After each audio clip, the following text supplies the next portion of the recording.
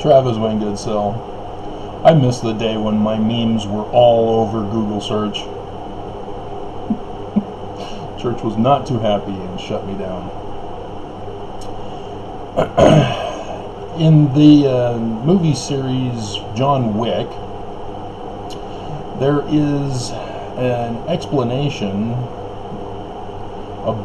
about the counter economy, the underground economy of the criminal organization.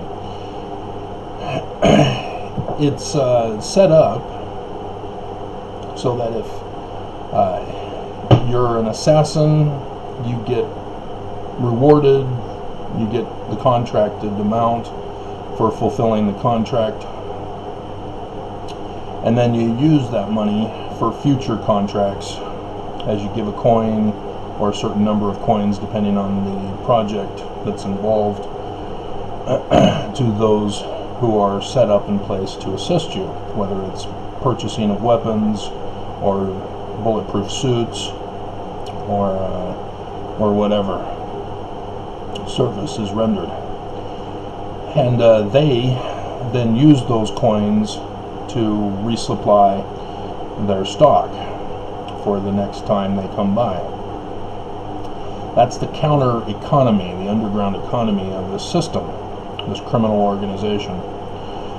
And you can't leave, as John Wick is all about.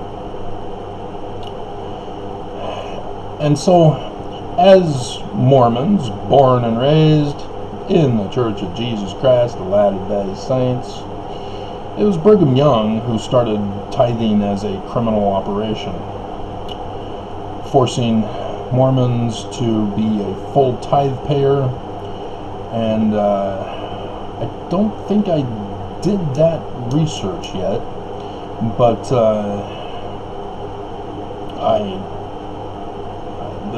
the scripture on tithing was not Joseph Smith's. I confirmed that much, which is why I needed to do more research on it.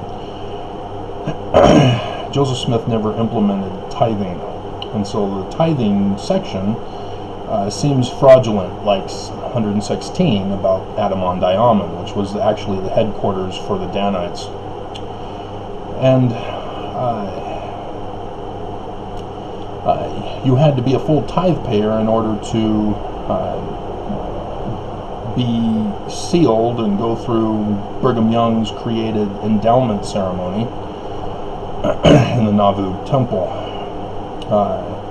and then in the endowment house.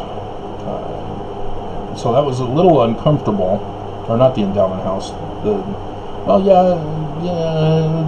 one in Nauvoo, the mansion. I got to do more research on that one too, because Emma didn't like Brigham. She knew he murdered him.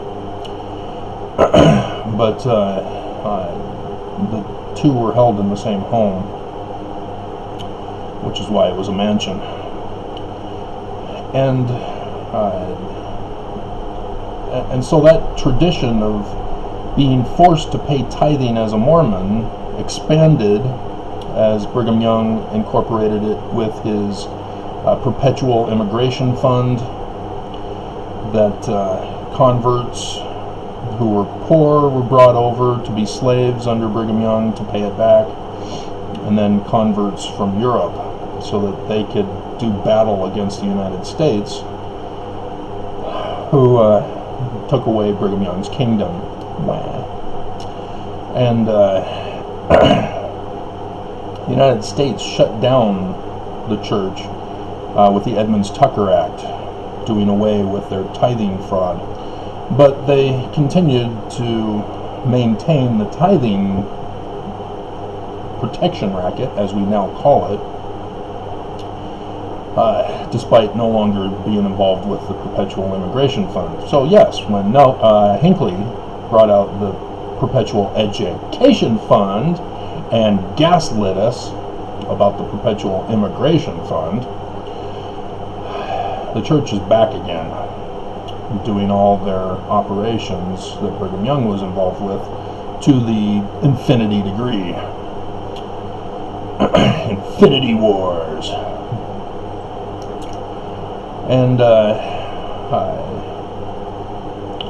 And so as children, once we are baptized into the church, we have our bishop's interview for worthiness, and we have to tell the bishop, as little 8-year-olds, 7-year-olds technically, because we're not 8 yet,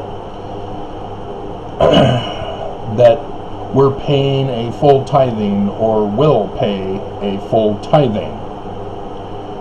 And primary has lessons to teach us how to be obedient to the covenant path.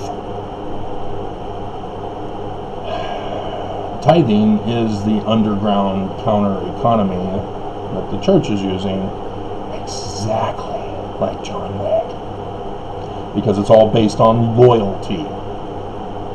You do your job, you get rewarded, and then you're able to pay for what you need for further operations of loyalty. And we call it tithing insurance. Yeah, that's what the mob got into, the mafia. Insurance. As Al Capone got busted for his tax evasion for tithing fraud. Didn't report it. But yeah, church is able to get away with it because they're tax exempt. And then we are able to then get government returns on our taxes if you do the itemized for paying tithing. And tithing was supposed to be for the poor. That's what Malachi is talking about. What do you think the storehouse is? Oh no, it's an LLC corporation.